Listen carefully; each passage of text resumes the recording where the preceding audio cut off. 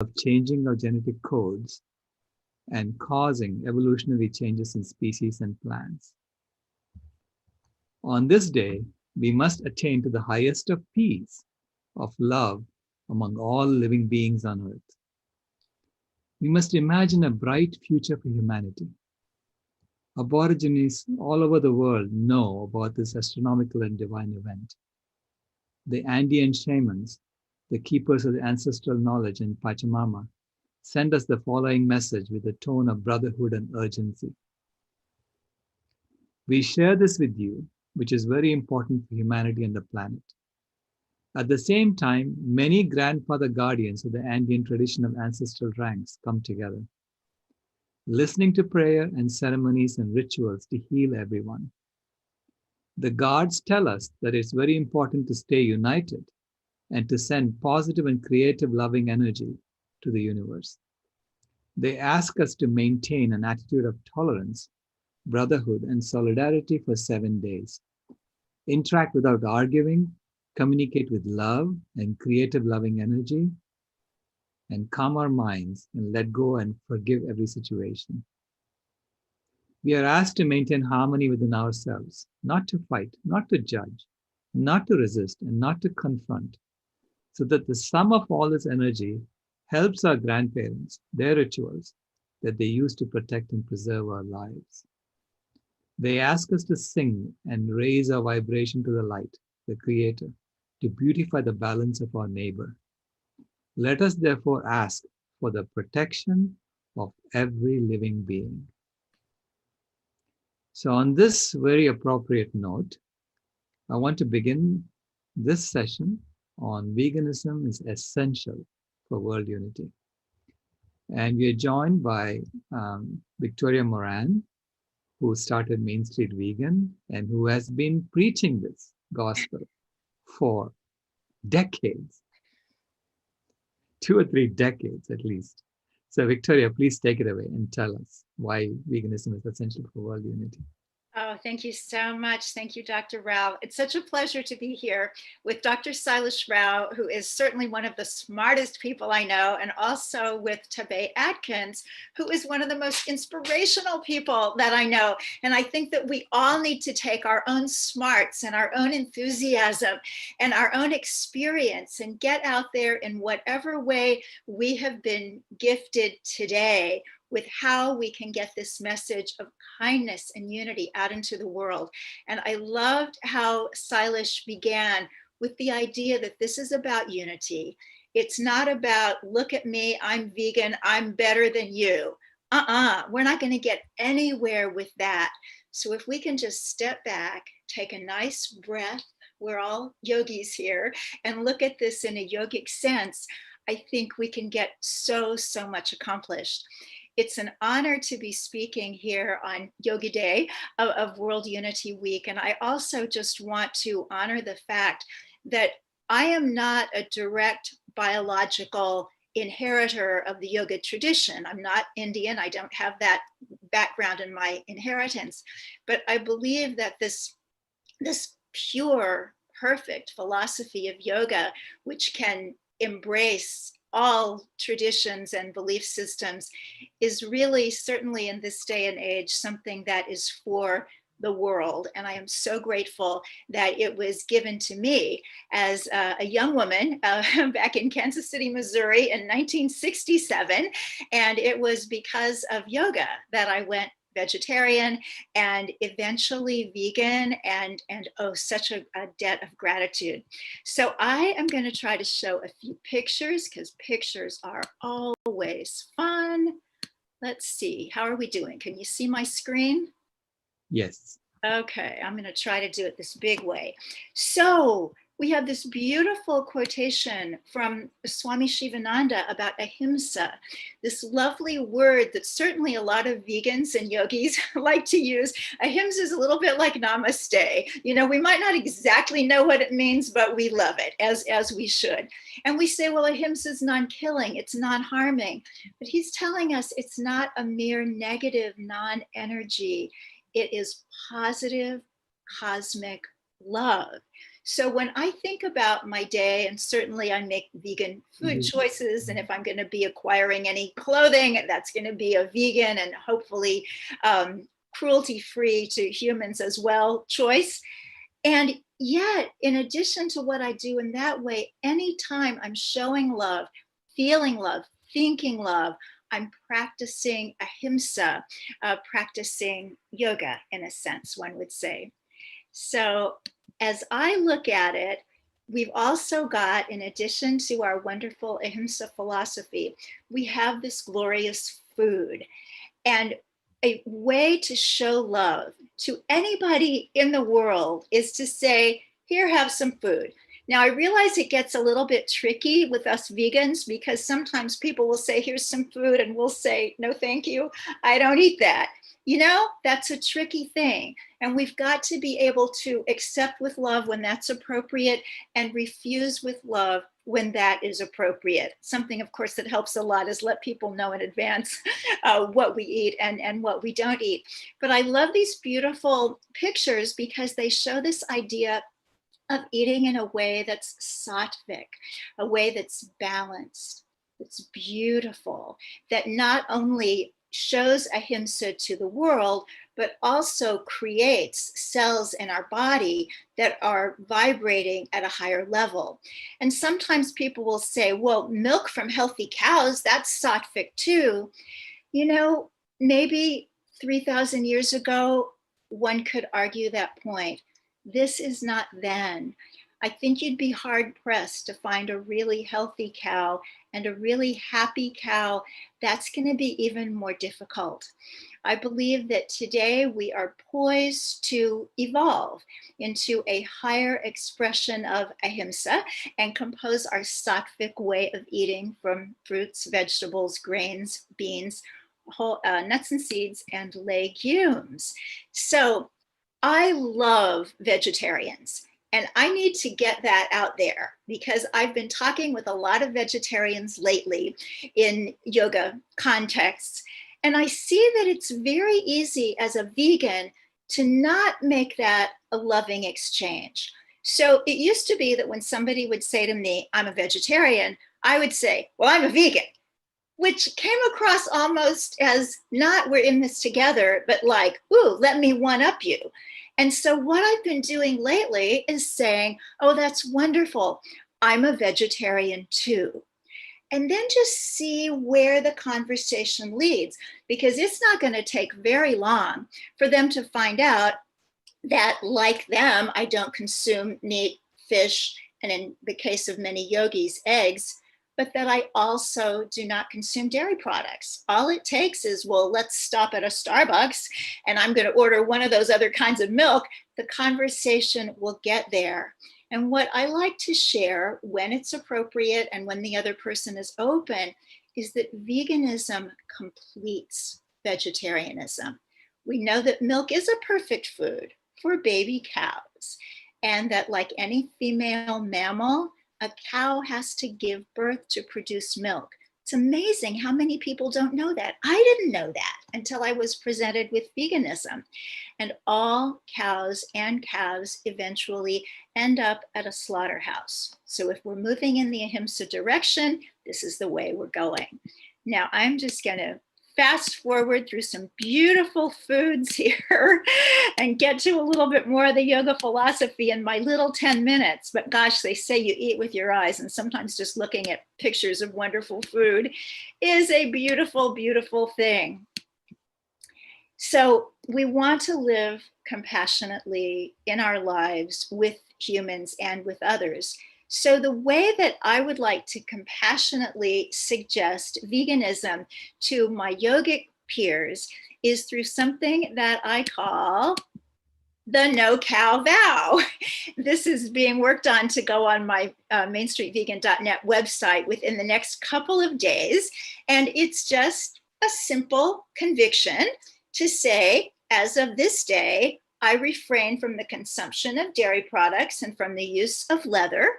And people that are brand new to this, the idea of, oh my gosh, for my whole life, that seems like a lot. So they can do a trial vow, 30 days, 90 days, 1 year, or a lifetime vow. And that's kind of like getting married. You know, there ought to be a celebration, gather around your friends. And what I see is that people who are committed to yoga, they know about vows. They know about vows of silence. They know about vows of celibacy. So a no-cow vow is something that makes sense and something that they might consider. And it could just lead to a lot more ahimsa and a little more unity. And to close, from Neem Karoli Baba, who was the guru of Ram Dass, just serve every living being in God's creation with humility, respect, and love. Namaste.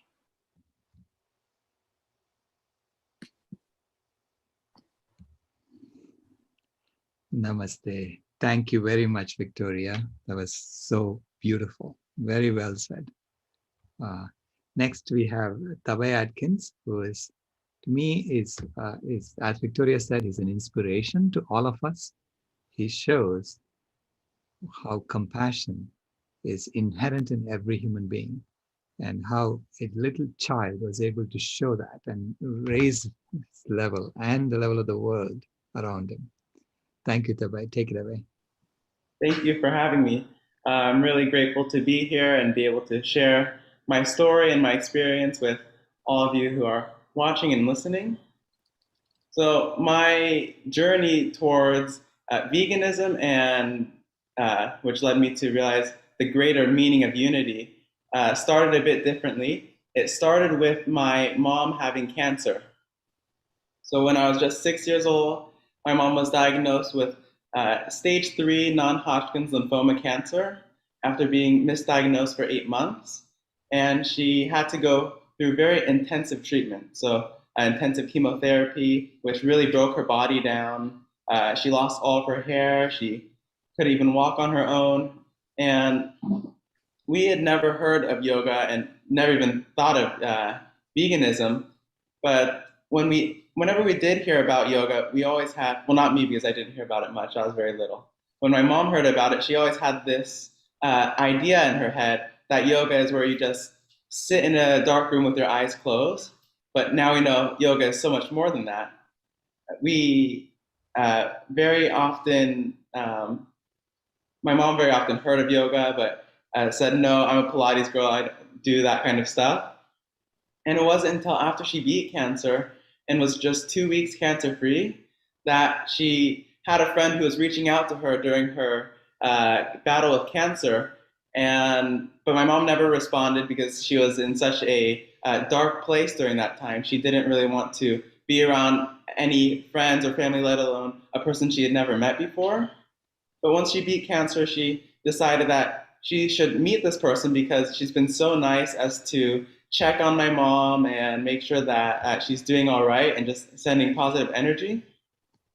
And the day and the time that my mom chose to meet this lady was the exact time that she was starting a 200-hour teacher training. My mom didn't know, and the lady didn't tell her. She just, okay, just meet me at this gym. And my mom couldn't walk on her own. She needed help walking. And when we came to this gym, this lady, when my mom saw all these people sitting with these big manuals and not knowing what was happening, and the lady that was reaching out to my mom said, you're here for a reason, everything happens for a reason, and you are meant to be in this training. My mom, who barely even knew how to spell yoga, resisted, but with all the support and love coming from the teacher and all the students, she joined. And I was there the whole time with my mom, helping if she needed any props, and just in the corner with my coloring books. But I was paying attention too. I was looking over, seeing my mom in this training and the progression of how she was when she first started, which was just 2 weeks after she beat cancer, to the very end of the training, where it was a dramatic transformation. She could walk on her own again, and she was happier and healthier than even before she had cancer. And me seeing all this, how she went from before cancer to during cancer, and then after this training, I was shocked by how powerful this was. which inspired me to want to teach yoga and share these benefits and heal people like yoga helped heal my mom. So we started traveling the country, getting different yoga certificates and teaching classes, which when people say, oh, I'm so sorry that your mom had to go through this, it was a bad thing, but of course, every situation has a positive and a negative side to it. So we could choose to look at the negative and say, oh, wow, this is so bad. I wish this didn't happen. But we could also take a look at the positive side and think, if my mom didn't go through cancer and beat cancer, we wouldn't be able to be in this amazing practice that is yoga, and then later veganism, which was brought to us through yoga. After learning about veganism and deciding to make the commitment to be vegan, not knowing much about it, we started to experiment, and we've been chefs even before being vegan, so we just changed some of the ingredients around, and we were shocked to see how simple it is. Being vegan, you don't have to just eat a bunch of lettuce and vegetables like a lot of people think. You can if you want, that's not bad, but we are able to have foods that have the same flavor as what we were used to, but healthier and better for the planet and the animals and for world unity. We were, of course, still transitioning and progressing, first using a lot of store-bought processed and prepackaged foods, which is great for starting out. You get to put these foods in your meals and see what it's like to have these alternatives. And then later, starting to take out the processed foods and the prepackaged foods. Now we have a whole foods plant-based diet where we don't have any oils or sugar added in our food, getting our oils from high-fat whole foods and sugars from naturally sweet foods like fruits. And of course, still learning as we go, and before not even thinking that we would be able to have all the things that we used to. But of course, that's the same thought we had before going vegan. And now we're able to have all the foods we had before Whole Foods plant-based, which are all the foods we had before being vegan. And we're able to have all of our flavors that we like. We have pastries, which are still sweet without added sugar, and all the foods we love without harming the planet, harming the animals, and without harming ourselves also. And being a yogi and being a vegan, learning about ahimsa, and tying that into veganism, I think they go hand in hand so well. And sharing the practice of yoga, sharing what veganism is, and showing people the connection and kind of teaching people the truth behind it, besides what a lot of the misinformation that's out there. It can be hard to make any change without actually knowing what you're getting into. And I think that it's so important to know about this, because if you are trying to tell people to, let's say you're trying to tell your kids to respect everyone and to not discriminate, but then you're teaching them this animal is for human enjoyment, this animal is for food, and this animal is as a pet, then how are you able to actually teach them about unity when you are showing them two completely different ideas of what's food, what's friend, and then say you need to respect everyone the same, everyone is equal. So by having this vegan diet, it's so much more than just a diet. It's a whole lifestyle and a whole philosophy. Having respect and love for all beings and not discriminating. It's all about love and unity. So this is what I've been sharing and teaching, and it's been great doing what I love, doing it with my mom, and helping heal people and inspire people to make a positive change in the world. Thank you. Thank you so much, Tabay. Thank you for that.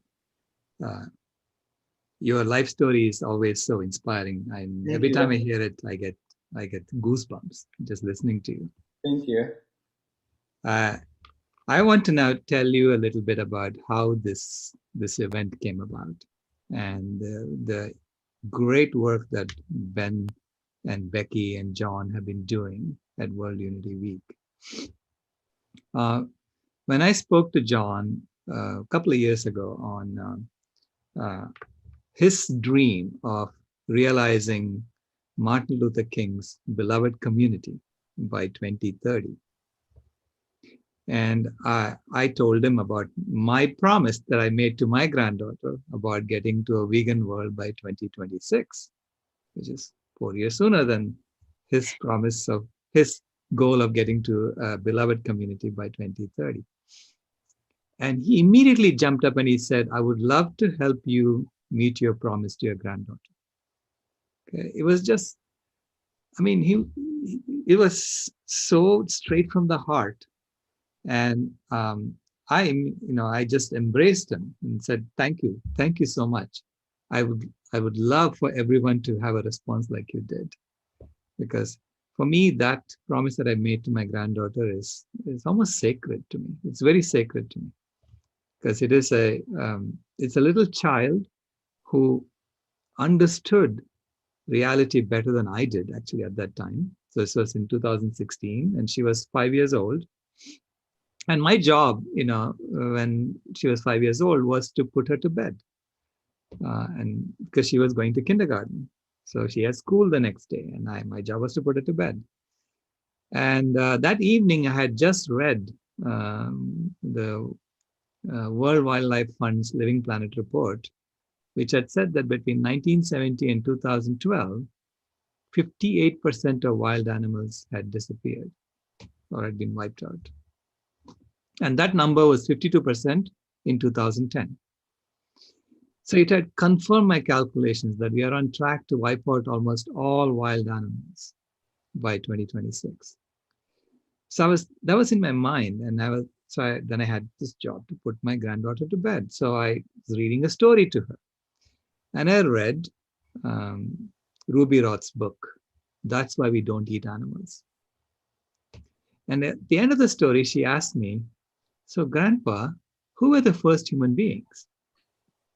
And I have promised her that I'll never ever lie to her, that I will always tell her the truth. So I said, okay, I'm going to explain to you how evolution works. Imagine that you're standing on the street and you're holding your mama by your hand, and you ask your mama to bring her mama to stand by her side, and so on. So you create a long line of mothers on this side of the street. And on the other side of the street, you ask a chimpanzee to do the same thing with her mother and her grandmother, and so on. By the time these two lines go from Phoenix to Tucson, they would merge, because both lines are going to say, hey, that's my mama too. Immediately, she just sat up in bed and she said, what? Are you telling me that animals are my family? And this is the level of comprehension that a child has, because I didn't know. I mean, I hadn't put it together like that at that time. Okay, I only knew the theory of evolution from a very rational perspective. So I said, well, now that you put it that way, yeah, they are your family. She said, then she started bawling. She said, then the people are eating my family. Grandpa, make them stop. They're eating my family. And my job was to put her to bed. And here is this child screaming away. And I said, Kimaya, please stop. I'm trying. In fact, it's my job to make them stop. And when I said that, she stopped crying and she looked at me wide-eyed in surprise. She said, this is your job? This is your job? You know you haven't done your job. So when will you do your job? And I blurted out, I better do it by 2026, otherwise we are all in big trouble. And she said, will you promise me that? And I said, okay, I'll promise you that. She said, will you give me a pinky promise? And I had no idea what a pinky promise meant. I said, okay, I'll give you a pinky promise. She said, hold out your pinky. And I did. And she locked her pinky into my pinky. And she said, you can never, ever break a pinky promise. Yeah. And then she went to sleep. She put her head on my shoulders and went to sleep. And I couldn't sleep because I realized I'd made a very serious promise to a little girl and I better keep it. And I thought to myself, who am I to make this promise on behalf of the whole world? Then I finally dozed off But when I woke up in the morning, I realized I'm a systems engineer. It's my job to figure out how to make this happen. But this is what engineering is all about. Okay. In engineering, we understand a goal. We first examine a certain goal that we need to meet. And then we say, is this feasible? Is it feasible to achieve a beloved community by 2030? And the answer is yes. What does it take to treat each other as if, as that we are brothers and sisters, that we are all one family, all life is one family? We can do it, right? So it's feasible. And then you work your way backwards from that and say, if you want a beloved community by 2030, what do you need to achieve before that? And I think an essential step to get to a beloved community by 2030 is to get to a vegan world by 2026. It's an essential step because it is a vegan world just says that we are treating animals without hurting them. Right? We are treating them as sacred beings that have their own right to live on this planet. And so to me, veganism is an ethic that is the foundation of Martin Luther King's dream. To get to Martin Luther King's dream, we have to first start treating others the same way we want to be treated, the golden rule. So a vegan world by 2026, I said, well, is that feasible? Can we get to a vegan world by 2026? So then you imagine, what would a vegan world look like? A world in which we have returned 37% of the land area of the planet back to nature, and the forests are back, animal populations are back, everyone is fed healthy food, and it's easily available to everyone. So no one is hungry. So basically, we can meet all of the sustainable development goals of the UN much, much easier if the world is vegan. But if we have to kill animals for our food, which is unnecessary, of course, we really don't have to do it. If we choose to do it, if we choose to kill animals for our food, then for every pound of animal food on our plate, we had to feed that animal 38 pounds of food. Okay, that's the average according to the UN. And to get that 38 pounds of food, we had to take it from the planet. And the planet doesn't have that anymore. This is why we are facing world hunger. This is why there is so much poverty. This is why there is colonialism still built into our system, because we are continuing to exploit animals. When we colonize the bodies of animals, we are colonizing our own bodies as well over time. So I realized that it's feasible to get to a vegan world by 2026. In fact, it will be a much better world than we have today. So what does it take? It's easy, right? So I said, okay, then you have to look at the Sustainable Development Goals of the UN, and he said, pick one of those goals and meet that as soon as possible. Because when we meet a goal as soon as possible, then it inspires people. It tells people, hey, we are on track to meeting these goals. These are not just words on a document that we pretend to do, which is what's been happening today, okay? We have all these goals that we have set and nobody meets them. And everyone says, okay, let's move on and let's change the goal. So they had a goal that we will stop biodiversity loss by 2010. It didn't happen. They said, okay, let's move it to 2020. The same goal. And of course, it didn't happen in 2020 either. Now they stopped talking about it because there was COVID in 2020. You didn't have to talk about it anymore. We need to get serious. And that is yoga. Yoga is about integrity. It's about union. It's about doing what we say and saying what we do, meaning what we say and saying what we mean. Yoga is when your mind, your heart, and your words and your actions are all aligned. That is union. That is unity. That is the world of unity that we are seeking here today. A world in which animals are also free to live, because they are always in yoga. They're always in unity. They don't have the separation that we have as a species. So it is our evolution, the evolution of our species from this period of separation that we went through over the last 10,000 years back to unity. And that is happening in this sacred, holy decade And to get to that, to the end of this decade, to get to Martin Luther King's dream of a beloved community by 2030, we have to get to a vegan world by 2026 and a hunger-free world by 2023 or 2024.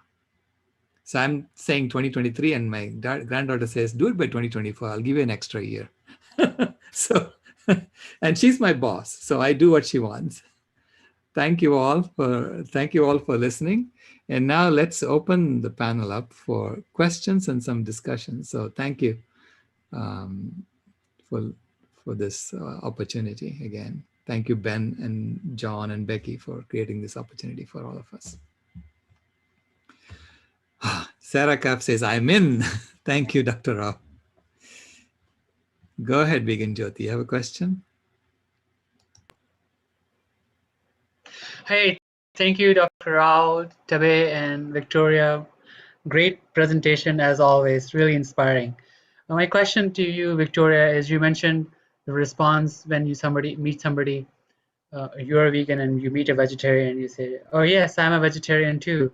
And I perhaps am concerned about normalizing vegetarianism and not marketing veganism.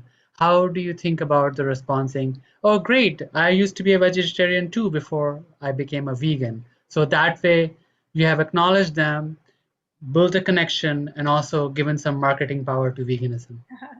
Yeah, you definitely have a point. Here's where I'm coming from. When I went vegetarian in 1969, I'd never heard of veganism. Most people hadn't. And even when I went vegan, completely vegan, I tried. I've had some trouble, but I made it in the early 80s. And nobody knew what it was. But what we were told was being vegan is to be a pure vegetarian. It's fulfillment of vegetarianism. So I am vegetarian. If you are traveling internationally on a plane where they still feed you, unusual, but they will give you this list of all the different kinds of meals you could get. And if you want it to be vegan, it'll say vegetarian, non-dairy. And when veganism, the term was invented by Donald Watson in the UK in 1944, and the Vegan Society came about in 1945, it was originally called the Non-Dairy Vegetarian Society. And so I don't mind backing up on the vegan thing a little bit, because as much as I love the word, people finally know what it means after these many years. I am proud to be a vegan. I never want to use it as a weapon. I never want to use it to create divisiveness. So I think it kind of depends on who you're talking to.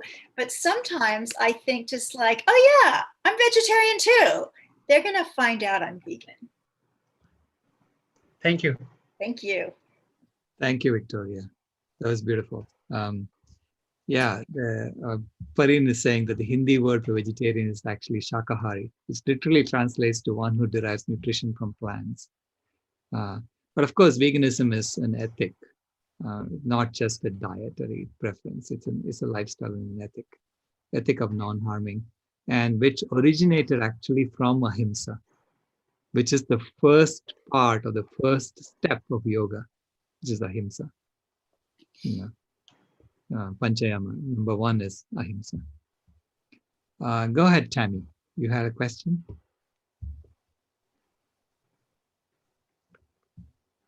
Hello, and thank you. Thank you, everyone. It's been a beautiful presentation. I loved how simply you put it, Victoria, that to the attraction, not promotion, just to bring people in with love. And Tabay, thank you so much for sharing your story. Stories are always so powerful. And Sailesh for being you. That's for being the spiritual grounded teacher and soul person you are. Thank you. Yeah, I studied with many teachers, one of them being Dr. Gabriel Cousins, and he talks about the Sattvic diet, which is what he teaches, and is literally translated, in eating for a quiet mind and yoga for a quiet mind, and it's translated into deeper listening And until we can quiet ourselves, it's hard to listen, because it's so easy to go into denial and into justification. We're very resilient, and by design, or else I don't know if very many of us would still be here if we weren't. So I love that compassionate approach, Victoria and Sailesh. And I think it's a really hard time to be on the planet. I think it has been for a long time. So I'm really grateful that there's teachers like all three of us who teach with non-judgmental approaches to just love, just calling people in and with that quiet mind and saying, how may I serve you? So thank you. I just wanted to thank you all. Thank you, Tammy. In fact, it's very appropriate that this panel is happening at this time, because we just went through a period when we all put on face masks to help our fellow humans. Okay, we put on face masks so that in case we have the virus, we don't want to infect anyone else. Okay, so we did that to help others. And that's how I started my journey to veganism. For me, I went vegan for the environment. What does that mean? It means that I don't want to hurt other people and the animals unnecessarily when I don't have to. That's why I went vegan, right? So to me, veganism is the face mask that we are putting on ourselves. It's like the face mask for the environment. It's a macro face mask that we need to put on. And that's the journey to veganism. And I really, as an engineer, I like to do this mental exercise of when I say something is essential, I have to prove that it is sufficient and necessary. So necessary and sufficient condition. So you can argue that. You can say that, if the world is vegan by 2026, it'll be easy to get to a beloved community by 2030. Okay. But if the world is not vegan by 2026, I have to prove that it will be very difficult, in fact, impossible to get to a beloved community by 2030. So that's the sufficient and necessary condition. So if the world is not vegan by 2026, meaning if the world is still continuing on the current path of growing the animal agriculture industry and killing off wild animals, then there will be no wild animals left by 2026. And it will be impossible to unite a world in which there are no wild animals left. Okay? Because we will all be in survival mode. So it proves the necessary condition. This is why I say a vegan world by 2026 is essential for a beloved community by 2030. And so all of us who are in this movement in World Unity Week should be working for a vegan world by 2026, because it is that essential step.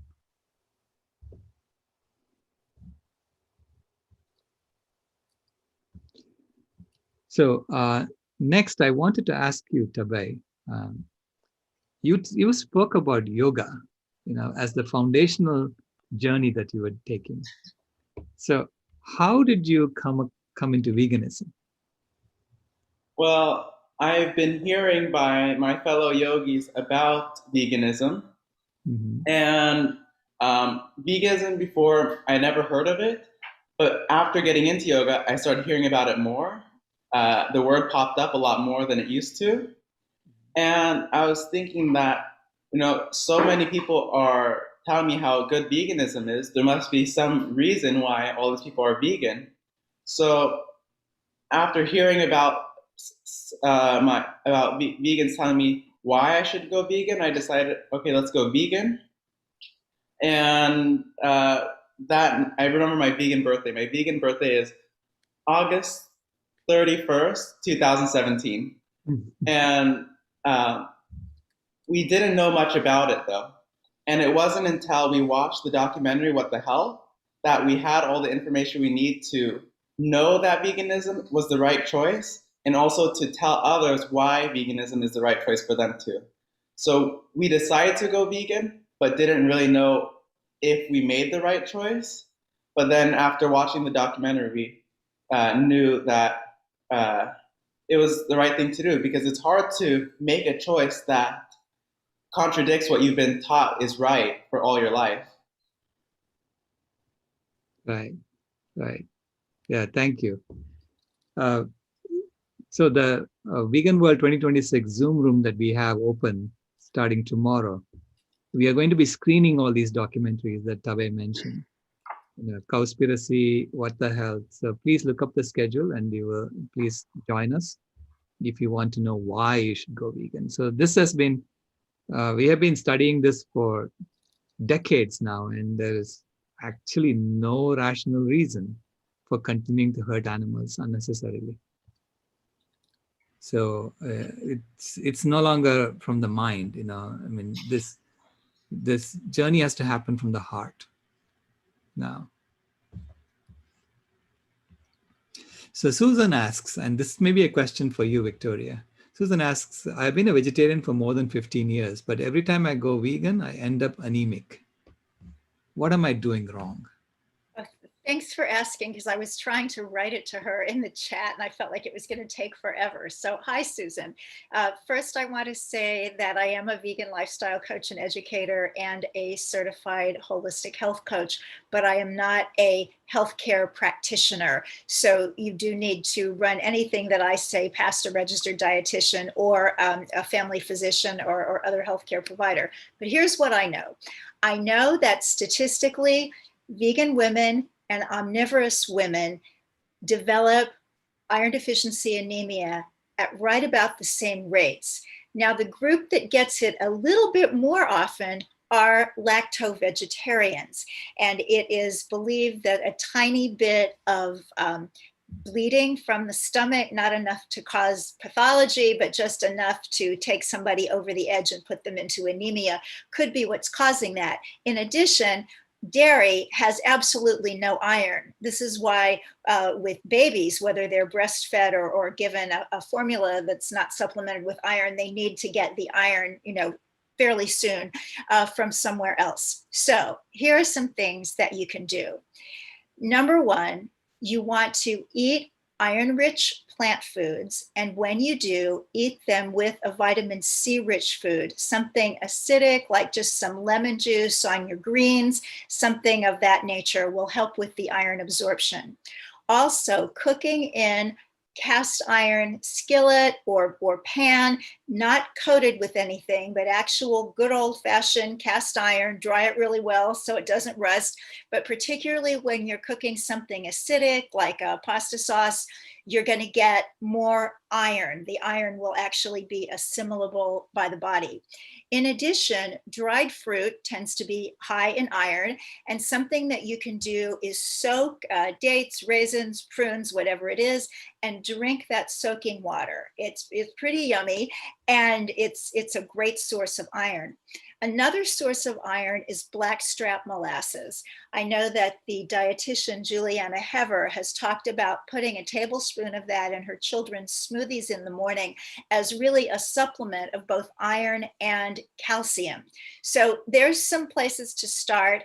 My book, Main Street Vegan, has, if I do say so myself, a really good section on iron. So if you don't want to buy the book, look at a library or something.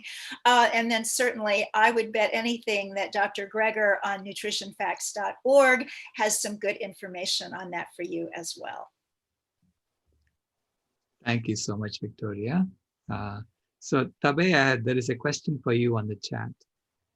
And it says, is there really a negative and positive experience? And can they all be viewed as neutral? Because as the expression says, every cloud has a silver lining. Is the glass half full or half empty? How would you address that?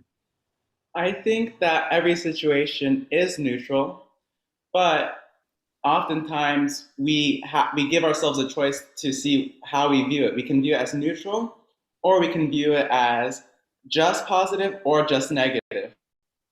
I try to view it as neutral or just positive. Oops, 1 second, sorry. I try to view it as neutral or positive. Sometimes I can't even see a negative side in most situations, but that's because in a lot of situations there is a negative side that we don't even realize because we don't think it's negative. It's just the choice that we give ourselves to see the situation. And that's one of the things I teach in some of my practices, mostly on mindfulness and in different kinds of meditations, in order to truly see, in order to truly be happy in every situation you are and to see the joy that's always accessible to you, you have to be fully in the moment and see things the way they really are. So seeing it as positive and negative, you can just, instead of focusing on the negative, you can focus on at least there's still a positive side, or just focusing on the positive side. So that's one of the things that I like to share. Thank you, Tabay. I mean, you speak like an enlightened person. Okay, so it's so beautiful. Thank you. It's just fascinating. Thank you. For me, it's engineering is also about seeing reality as it is. Because if you don't see reality as it is, you won't build anything that actually works. Yeah. So when you're trying to build complex things, you have to look at both the good things that happen and the negative things that could happen if you try something out. So yeah, and it teaches us to be mindful, just like what you were talking about. Right. Yeah. So next, I wanted to ask you, Victoria, about the academy that you're running and the training that people can get if they joined you. Sure. Oh, thank you so much. Well, I mentioned my book, Main Street Vegan, and that came out back in 2012.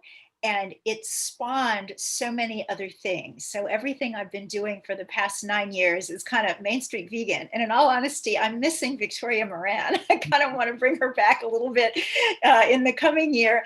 But I do the Main Street Vegan podcast, and the Main Street Vegan Academy is a really beautiful, beautiful thing. This is a course where you can be certified as a vegan lifestyle coach and educator. And what this means is that you are an expert on being vegan. It doesn't mean that you're a dietitian, but it means you are an expert on the whole beautiful array of what veganism is in the world. So you learn vegan principles of food, nutrition, health, environment, fashion, animal rights, animal law, all that, and then communication principles, so you know your stuff about veganism, and now how do you get it out into the world, whether it's public speaking, whether it's coaching, one-on-one consulting, or online, and then business principles of how, if this is what you want to do, you can turn this into a business. And a lot of our graduates are entrepreneurs, so they've got the vegan lifestyle coach and educator certification, but they use it for something else. So I say we've got as if it's mine. These are my wonderful graduates. Bommo Ice Cream in Mexico City is one of our graduates. Kat Mendenhall Cowboy Boots, if you want some really jazzy, eco-friendly, all vegan cowboy boots, one of our graduates. And V Marks the Shop, a wonderful bodega, a convenience store in Philadelphia that's all vegan. And by 2026, of course, they will all be. So if you're interested in taking your outreach to the next level, or even the professional level, it used to be you had to come to New York City to do this, and that was pretty cool. But now we're on Zoom, and it hasn't lost a bit of the magic. So I will put the link in the chat, but it's mainstreetvegan.net. I'd love to hear from you. If you've got questions, I'm Victoria at mainstreetvegan.net. Wonderful. Thank you, Victoria. Thank you. Oh, and we have a course starting in August. And you know what? Just because we're here, we've got a discount code, and I'm going to give it to you guys. And I wish I had thought to do something for World Unity Week, but it was a thing I did for PETA. So here's the code, PETA, all capital, PETA 20. That'll get you 20% off your tuition. Thank you, Victoria. So you are training people to help others transition to veganism. So basically, we are trying to create like this gathering momentum of people who are, as a community, changing to a vegan lifestyle from the current colonial system that we are in. Exactly. And people all change in different ways. I think especially really young people, they get online, they see what happens with animals, they hear what's happening to the planet. That's it. I mean, it's night and day, one day to the next. But other people are kind of more used to getting help. And sometimes they want small group coaching, which can be nice and economical.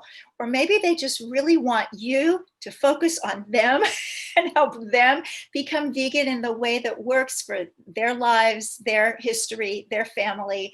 So the wonderful thing about finding your way in this movement and doing just exactly what is yours to do is that you are absolutely skilled in doing something. You might not know just yet what it is, but the cool thing is I've never seen anybody come through Main Street Vegan Academy who has to just turn their back on their past life. Like, oh, everything I did before was so terrible. I don't want to be a banker. I don't want to be whatever it was.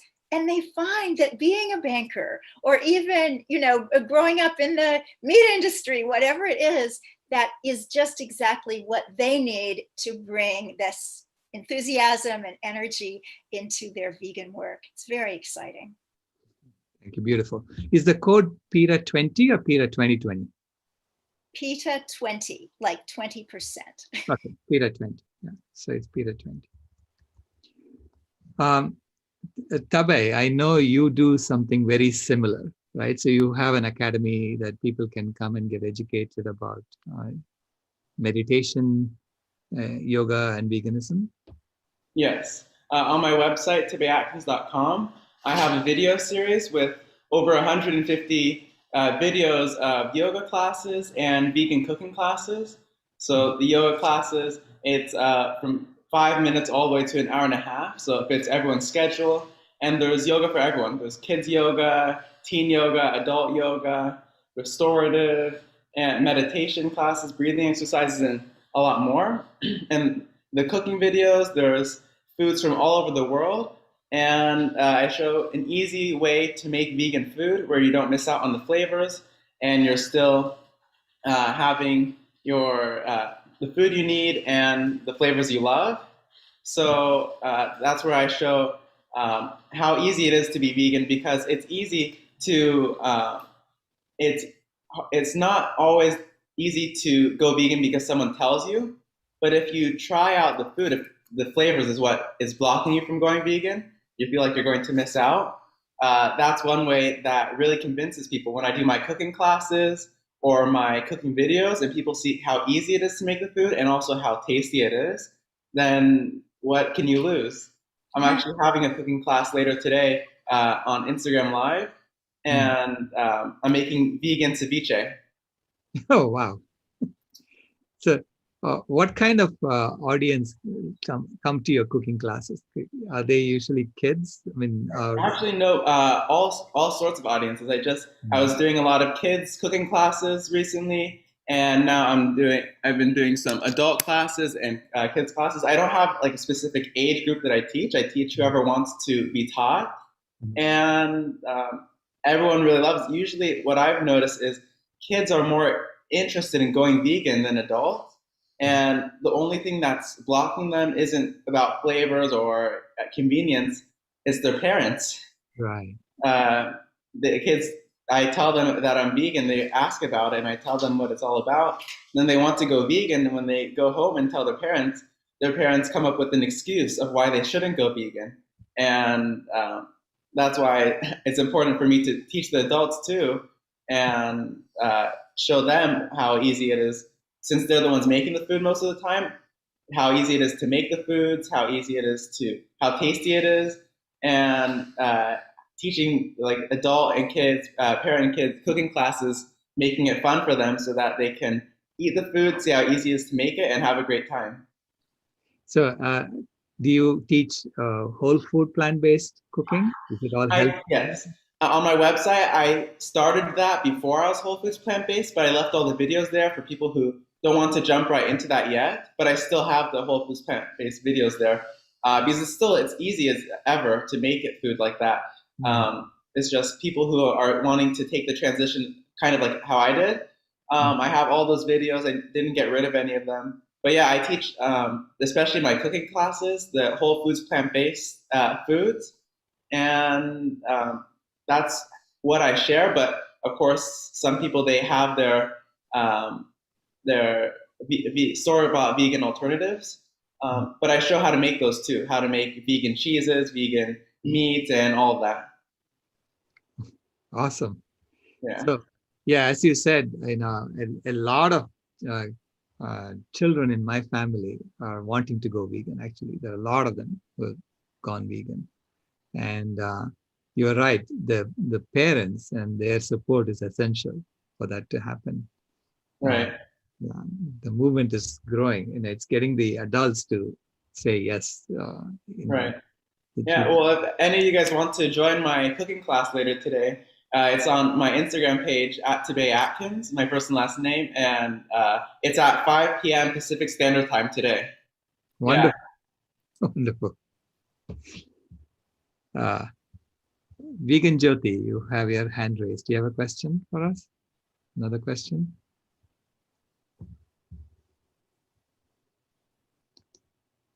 Go ahead. Yes, thank you so much for taking my question. Can you hear me? Yes, we can hear you. Okay. I just wanted to ask a question from a different perspective.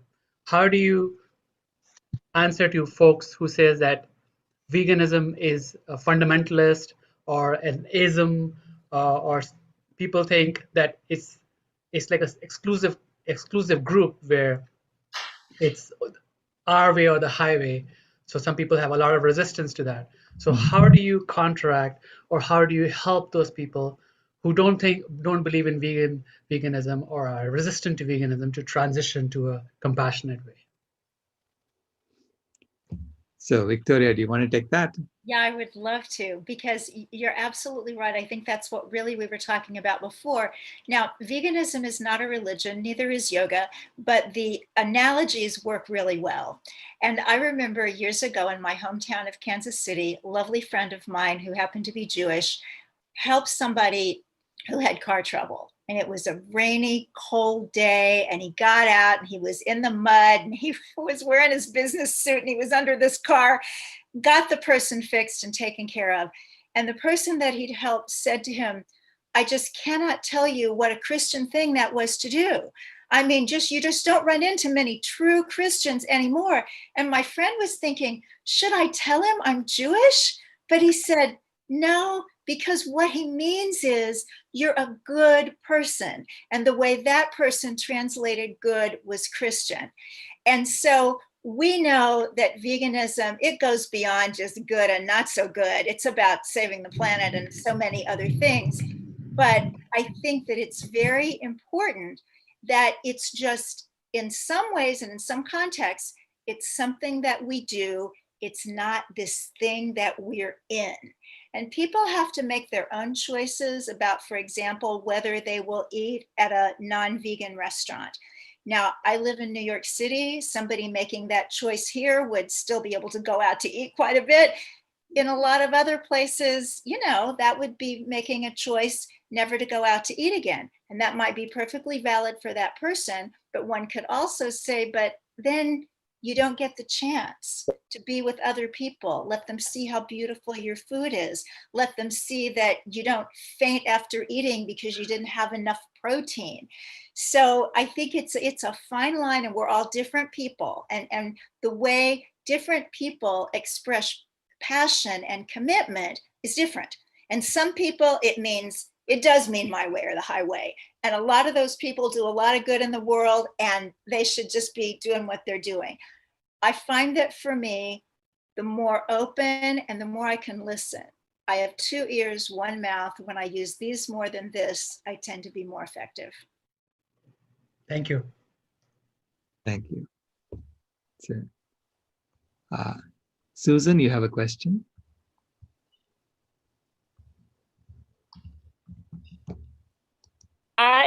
My question is, I live in Alaska where fruits and vegetables are really expensive to buy and store fresh things. You often can't get it at certain times of the year. And so I was wondering, how do you address the economics of veganism? I know for a lot of people buying, I mean, I've had people say this to me, just buying organic food is out of their economic ability. So I know I want to be completely vegan, and I've been moving as an old lady down the down the path over the years. So can you tell me how you address that? We love you, Susan. Thank you for the question. Yeah, we live in a topsy-turvy world where meat is subsidized and dairy is subsidized by the government, and they artificially lower the price of meat and dairy and eggs and animal foods to be cheaper than plant foods, even though it takes more resources of the planet to grow those. And that's just how the colonial system has maintained itself, okay, for years. And so, yes, you're right. For the way the current economics has been set up, it's been set up so that it's harder for you to be healthy. It forces you to participate, in the current paradigm of oppression. So what we have to do is, I mean, sometimes it is, for me, it was, when I started off, it was saying, okay, I'll only buy organic, but I'll buy organic in season, whatever is in season. Okay, so I made the choice that I was going to buy the 3 cheapest vegetables on the grocer's list. That's organic. Okay, the 3 cheapest, whichever one they were, and they happen to be in season, right? If you use that criteria, and eat that, and I'm healthy. I've been healthy since then. But I realized that in Alaska, it's probably even harder than that. For you may have to go to a lot more of the frozen vegetable section and see if we can get those. But yeah, it's each one of us has our own path to take, depending on the circumstances. Victoria, did you want to add something to that? Yeah, I do. Hi, Susan. I think we're in the same age group, so we need to talk to each other. Going vegan is a little bit like getting a bachelor's degree. You could do that 4 years at NYU, and you could spend, 6 figures, might not even make it. Or you could do a couple of years of community college, and you could do 2 years at a state university. You would have the same degree, but you wouldn't be head over heels in debt. It's the same with being vegan. So about 13 years ago, I was fascinated by raw food. I had a lot of friends that were doing that. And so I was eating all this beautiful food and produce and these kind of artisanal nut butters from Oregon. And my husband looked at what we were spending on groceries, and he was like, are we ever going to have any money to save for retirement? Are we going to eat it all? Well, more recently, the past several years, I have gotten into Ayurveda, which is yoga's sister science. And it's a much simpler way to eat. So I'm eating a lot more grains and some split mung beans and red lentils and things like that. And I still eat some fruit, like Sailesh is saying, in season, and certainly some vegetables, again, in season, but nothing like the way I was doing it before. So I think sometimes we just have to accommodate where we are and our situation and figure out a way to be healthy in a way that is possible and affordable. And there are plenty of ways to do that. But your intention is what matters, Susan, and your intention is there. Okay, so that's what counts. Tabay, did you want to add to that? I have not really come across that yet. But yeah, I do know that in certain places, it might be harder to find certain foods. Like we live part-time in Lake Arrowhead in the mountains, and it's not easy to find a lot of things that we found other places. But you said the fruits and vegetables there are more expensive? Like a lot more? Yeah? Well, just try to get what you can, but what I usually share is if the price is what's stopping you from making the change, you have to think about the cost of eating unhealthy, because sometimes the cost of eating unhealthy might be less for the food, but what comes after that might change the way you look at it. Right. Yeah, thanks, Tabay. No, I know you speak from experience, and I thank you so much for that. Summer, there is Jyoti has a link for you, nutritiously.com/how to eat healthy on a budget. Susan. Yeah. Okay, so it's on the chat, so please pick that up. Go ahead, Summer. Yeah, I was actually oh, I Yeah, can't. Okay, I'm muted now. Great. Yeah, I was also going to say, you know, I lived in my van for many, many, many years, #van life. And I just made a commitment when I realized that I could end world hunger by going vegan. And I just told God, and it was a commitment. It was like the yogic breath, you know, my commitment to just being vegan and helping to save the planet. And the money came, the resources came, the food came. You know, God works in mysterious ways, or the universe works in mysterious ways, Mother Earth works in mysterious ways. So I really just know, you know, being poor, having no money, even living in my van, making that commitment, it was like, oh, here's a burrito. Oh, here's this, you know, cool basket of berries. Like it just, food just showed up for me. So I really think it has a lot to do with our intent. If we're committed to a vegan world, then the universe will say, please, here, thank you very much. And you'll be offered, you know, dinners and potlucks and all sorts of fun stuff. So yeah, that's how it worked for me. And yeah, the health part today is exactly true. You know, we have more energy, so we can create more money in our life. We have more space in our brain, so we're more peaceful. You know, we don't, what do they call that? Like, I'm sad, so I need to eat, or I'm angry, so I need to eat. If we're more calm and peaceful, we'll actually eat less, which is better for the body as well. So there's all sorts of connections to how easy it is to go vegan and affordable. And we're also going to be changing, as we know, a lot of us in the climate healers movement are going to be changing these laws where we're going to make organic food cheaper, and we're going to end these subsidies for the meat and dairy industry, because it's just ridiculous that our tax dollars goes to destroying our health and the health of our planet. It's over. That time is over. So thank you. Yeah. Thank you so much, Summer. Thank you for that.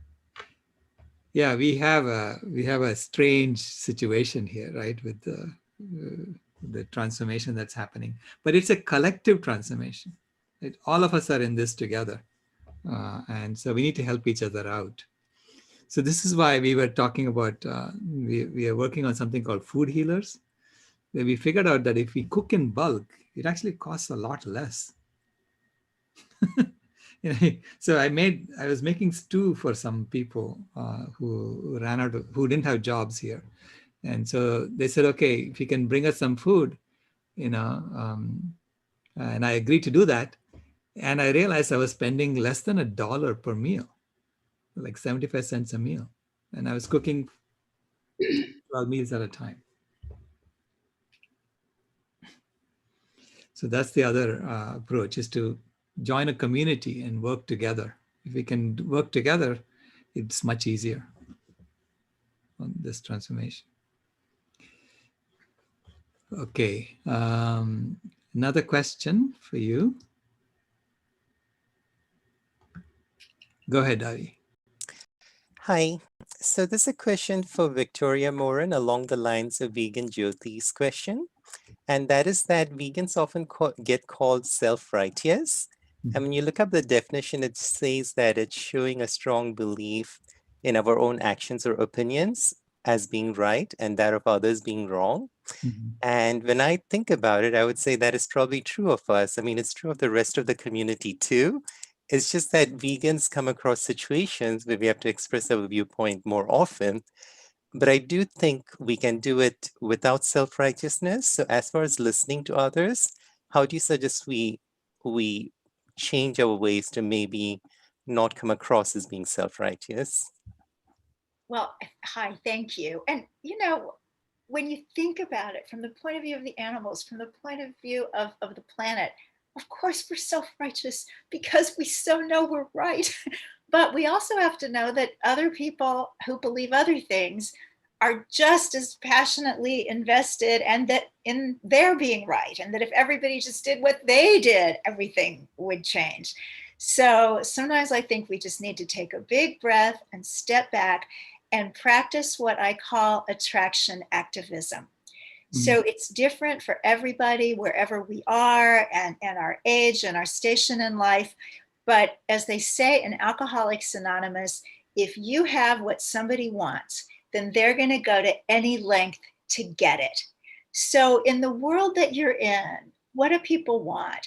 Do people want prosperity? Do they want peace of mind?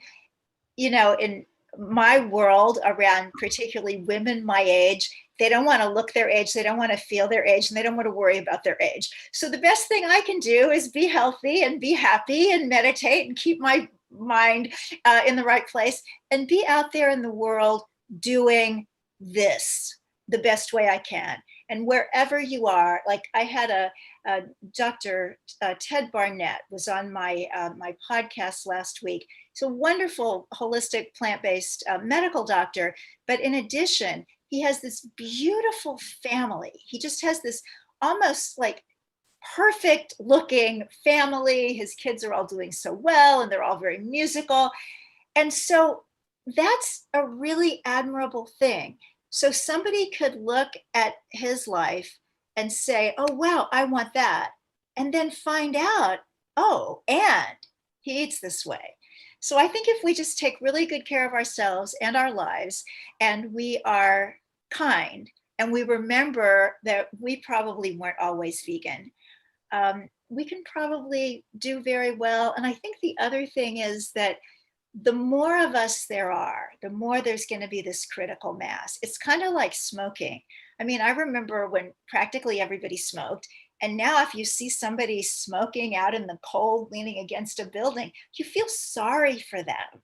And I think that's how it's going to be with eating animal products. We're just a little bit ahead of the curve. Yeah.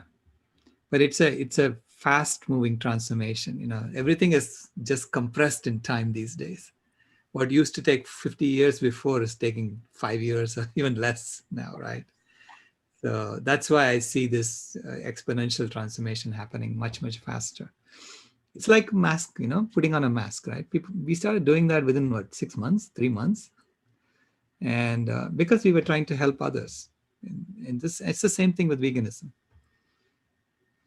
And some people fought masks and some people will fight veganism.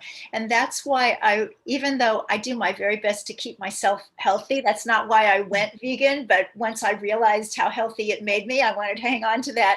But I celebrate all the faux meats and milks and cheeses and all that kind of thing, because that's going to reach a lot of people who aren't going to make the choice in the way that we made it. So hallelujah to everybody who's helping.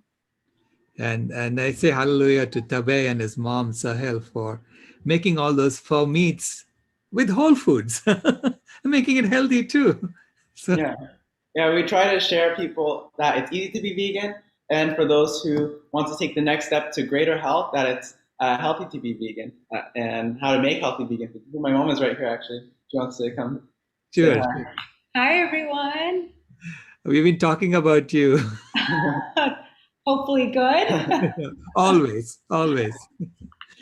Yes. So yeah, we were talking about your ability to make foods that taste like the original, but it's healthy, whole foods. Yeah, we really enjoy doing that. Yeah. Tell us about it. Go ahead.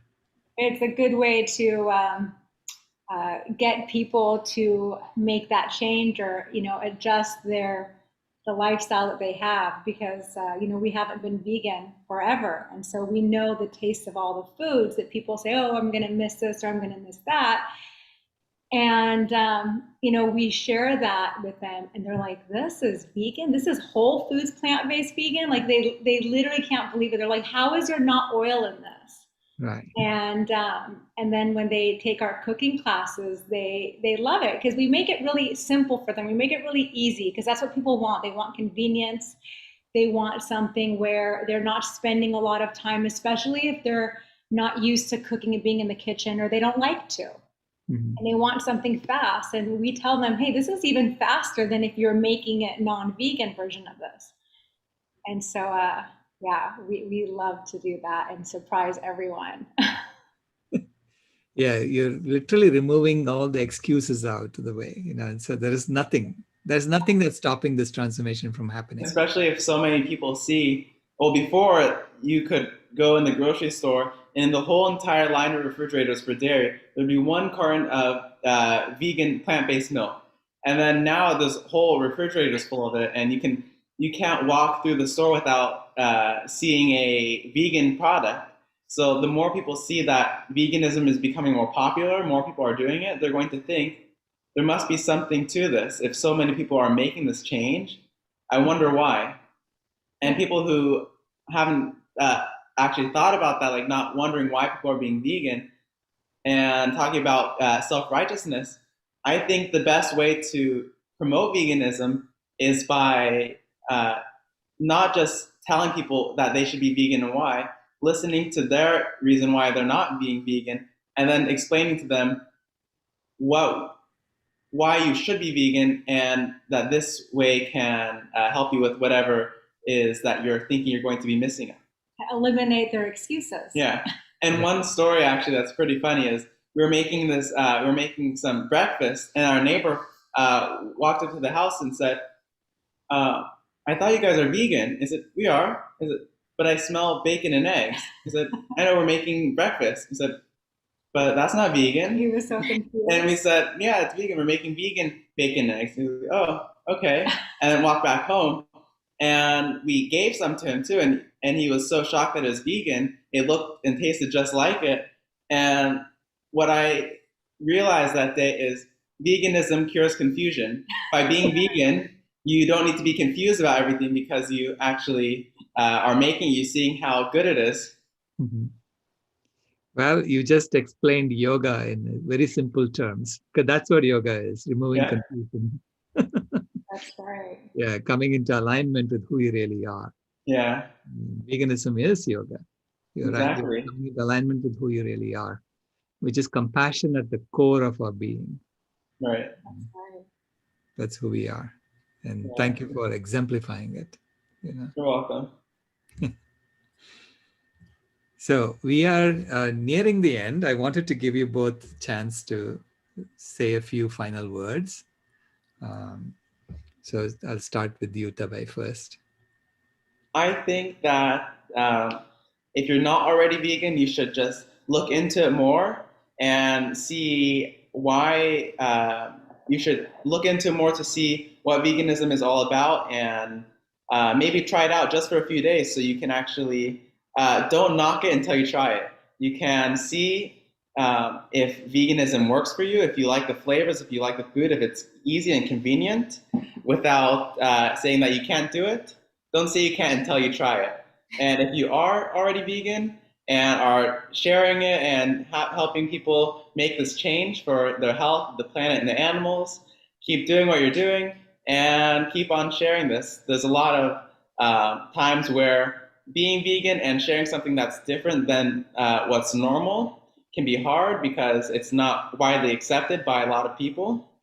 But if you don't do it, then it never will be accepted. Thank you, Tabay. Victoria, your final words, final thoughts? Love life, live life, get the most out of life you possibly can. And if you're in yoga, you will hear, and it's true, this life is fleeting, this life isn't real, but you know what? Everything is real in its plane of manifestation. So as you are out there having this incredible life that is going to attract so many people to many of the good things that you do, including going vegan, know that there is nowhere you can't go and there's nothing you can't do because you're vegan. You do it as a vegan. So I mentioned earlier that I do Ayurveda and love it. And if you know anything about Ayurveda, which is yoga's sister science, they do love ghee, clarified butter. So you can watch a wonderful video that Dr. Sailesh Rao did at a school in India where he talks about butter and Krishna. Great, great video. And then you live your life as you want to do it. So I am Ayurvedic without ghee, and it works. Because if you look out there in the world at all these wonderful things that are provided, all the foods, all the philosophies, all the wisdom, all the joys, there's so much to it that if you leave something out, like animal products, there's still so much more to come in and fill that space, that your abundance is more than you can even contain. So go vegan, love it, and love your life while you're at it. Thank you, Victoria. Thank you very much, both of you, for being here. And I want to thank John Raymer, Ben Baller, and Becky Suzik, and all the organizers of World Unity Week for giving us this forum to talk about veganism and why veganism is essential for world unity. And I want to give Becky the last word. Becky, are you there? I am, and I just got a message to unmute myself. What a beautiful, beautiful message, each of you. Thank you so much for this gift. And my beloved four-legged is right at my feet, and you might hear him because he thinks that you're actually with me and that he might have to protect you all from me. So if he barks in the background, we just send Mookie some love. So thank you so much, Dr. Sailesh, for inviting me. So I want to help everybody in the room and everybody that's watching the broadcast to find Dr. Sailesh's amazing Climate Healers Vegan World 2026 Convergence Room board. So we're at World Unity Week here, and we've been going for a couple of days, but our convergence rooms open tomorrow, and there are 31 other rooms other than room 1 that we want you to explore, and not to feel overwhelmed, but to know that where you land is exactly what you needed, that you could be blessed by really so many different events that are happening through Saturday. So I'm going to share my screen in a moment. I'm going to show you our website, and I'm going to show you exactly how you can get to Vegan World 2026. And just know, if you would like to register, you'll get some email love from us that will also give you some highlights and some points.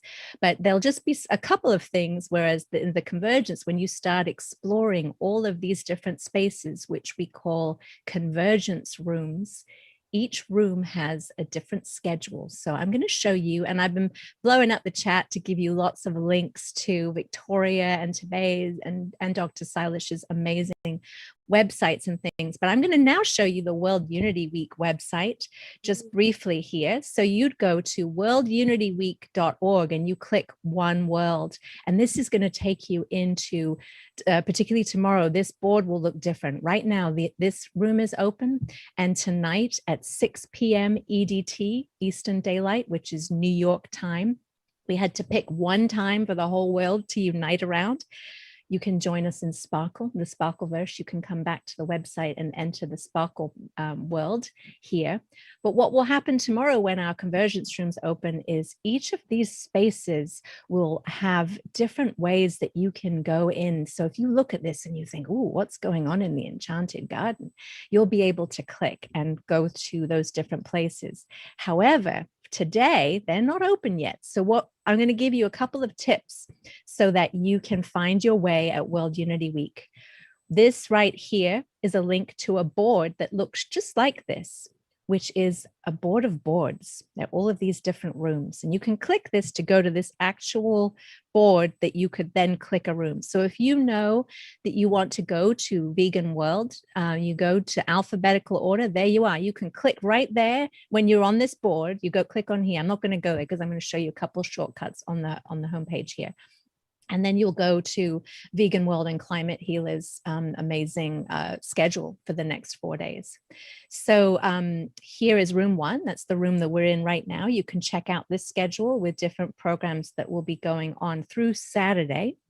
And this is a board of all of the different hosts, event hosts, like Dr. Sailesh. I believe you hopefully have a card on there. We're hundreds of volunteers working behind the scenes to connect all of these dots. So if you're lost and you need help, there's this beautiful sunshine mandala here. That's the hub.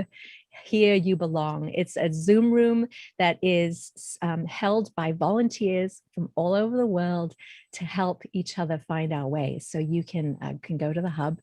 But this, if you continue on One World, so you keep going, you're going to see a summary of each of the different rooms. You can either go, back through the map there, or you can scroll down. And the vegan world is actually in 2 different places on here. We keep going. You can have a look and check. This website's live right now, so have a look. You keep going and you're going to look for Guy as Well, or there it is, Guy as Well. And here you will find Vegan World right here. And you can either jump right in the Zoom room. Actually, make a little note here. We're still fixing things. Pay no attention to the woman behind the curtain. You click on this link right here, and it's going to take you to this schedule right here, which is the Vegan World Board.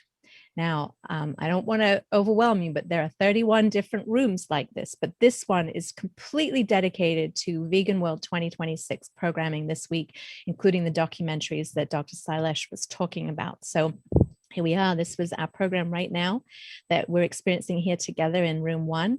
But starting tomorrow, you're going to come, if you want to see Dr. Sailesh's programs, you're going to come to Dr. Sailesh's Vegan World room with his whole team of climate healers. They will be having you right in the Zoom room. So we're going to click on an event that's going to happen here. And you could actually, I believe right here, this is a link that you could click by clicking. My view is slightly different because I'm an admin on it, but you can click this link here, and perhaps Dr. Sailesh's team could actually put the link to the Zoom room that you want folks to use right in the description. And then wherever you find the Zoom link on here is where you're going to go. So I'm always helping people steward their rooms. I can't help it. So we want to make it as easy as possible for you all to join us in the room, because that's really the point of our World Unity Week. Is we're bringing programming out to you, but we really want to have an experience with you in the Zoom room so that we can do like what was done today, hear your questions, hear what you're doing, how you're contributing to a particular topic. So check out this Vegan World Board. Hopefully sharing a little bit of the website was helpful to you all. And remember, you can go to worldunityweek.org/participate and choose attend. There's 4 options, but you want to choose attend. And if you want to volunteer, you can click that one too. Choose attend, and then you'll start getting some email love from us with some highlights from what's going on, potentially every day. You might get a lot of email love from us, but bear with us, because come June 27th, we have work to do, but the emails from World Unity Week will lighten up. So we definitely won't be hearing any complaints that we haven't been communicating with folks. So thank you all so much for joining us. Thank you to Dr. Sailesh and to Tabay and to Victoria for the extraordinary work that you're doing. It is such a joy and a privilege to be here with each of you and to have been able to support this behind the scenes. And thank you so much for the work that you're doing in the world. Thank you. Thank you for this opportunity.